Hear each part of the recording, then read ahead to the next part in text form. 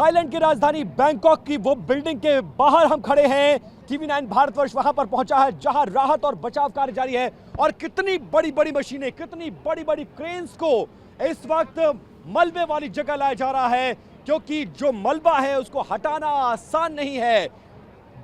सैकड़ों टन का मलबा है और उस मलबे को हटाने के लिए किस तरह की मशीनें, वहां देखिए सामने किस तरह के ट्रक, टावर्स, एम्बुलेंसेज हैं और अंदर का नजारा देखिए, अंदर की तस्वीरें। जरा सुनील इस तरफ दौड़ कर आइए, थोड़ा फास्ट आइए और देखिए किस तरह की मशीनों को इस वक्त अंदर ले जाया जा रहा है और इन मशीनों के जरिए अंदर इंसानी जिंदगियों को ढूंढने की कोशिश और बाहर कैसे फोर्स को लगाया गया है। एक लाइन से जरा दिखाइए, इस तरफ देखिए कैसे फोर्स को डिप्लॉय किया गया है।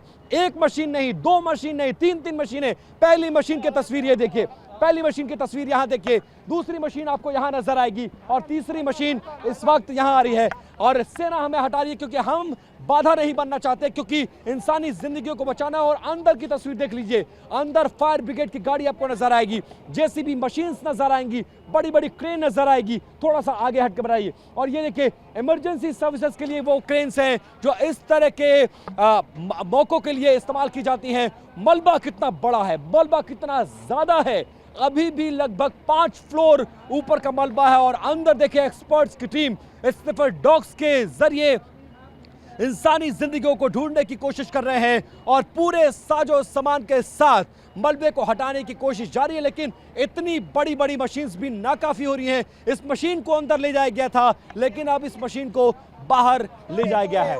ओके, और इस तरफ देखेंगे, इस तरफ देखेंगे। ओके, हमें रोका जा रहा है क्योंकि हम उस रास्ते में नहीं आना चाहते। और एक क्रेन, दूसरी क्रेन वहां पर देखिए और कैसी हैवी डिप्लॉयमेंट है इस वक्त यहाँ के सुरक्षा कर्मियों की, राहत और बचाव में शामिल यहाँ की फोर्सेस की। और इसके साथ साथ मुझे कहीं कहीं पर ड्रोन उड़ती हुई नजर आ रही है। वो देखिए ड्रोन का इलाका, वो देखिए ड्रोन से टॉप एंगल व्यू से नजर रखी जा रही है और लगातार क्रेन्स को अंदर ले जाने की कोशिश। जगह बहुत कम है क्योंकि मलबे ने पूरे जगह को घेर लिया है और सामने टूटा हुआ शेड नजर आएगा। वो इनका वेयरहाउस था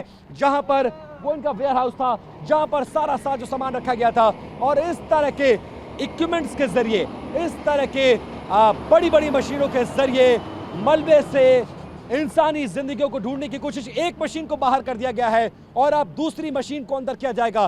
बड़ी संख्या में सुरक्षा कर्मी इस वक्त यहां पर तैनात हैं। गेट को ओपन किया गया है और गेट के ओपन होते ही वो मलबा आपको नजर आएगा जिसका वीडियो पूरी दुनिया में घूम रहा है। कल यानी शुक्रवार को 11:50 का वो वक्त जब पूरी दुनिया को हिलाकर रख देने वाला वो वीडियो, म्यांमार के अलावा थाईलैंड की राजधानी बैंकॉक शहर का वो इलाका आप देखेंगे, लगभग 15 से 20 मंजिला वो इमारत जो जमींदोज हो गई। कैसे अब सिर्फ मलबा बचा हुआ। कल तक यहां से 20 मंजिला इमारत जो इस इलाके की पहचान थी वो नजर आती थी और आज सिर्फ मलबा। और अब उस मलबे से जिंदगियों को बचाने के लिए इस तरह के क्रेन्स की कोशिश और बहुत बड़ी संख्या में मुझे सुरक्षा कर्मी, एम्बुलेंस के कर्मचारी, डॉक्टर्स और इसके अलावा सेना को भी उतार दिया गया है और सबने मोर्चा संभाला हुआ है। और राहत और बचाव कार्य के साथ साथ आप देखेंगे तो इंसानियत जिंदा है, यानी जो लोग राहत और बचाव कार्य में शामिल हैं उनको पानी पिलाया जा रहा है और इस तरह से राहत देने की कोशिश की जा रही है।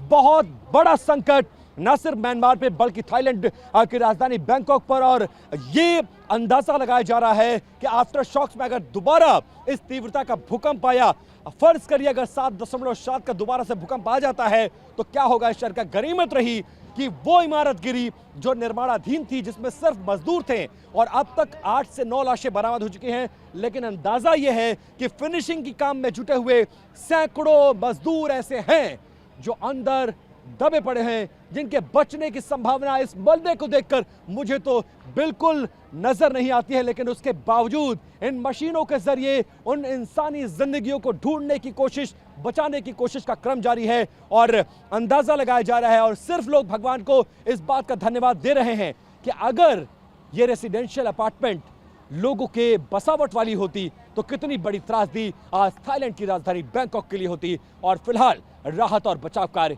चरम पर है। कैमरा पर्सन सुनील सिंह के साथ विपिन चौबे, TV9 भारतवर्ष, बैंकॉक।